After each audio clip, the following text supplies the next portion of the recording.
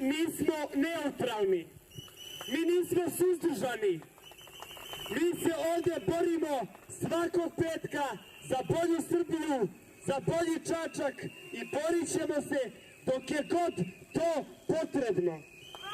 Zato ima ulica po nekom Nemcu, ima jeftine radne snage za stranca.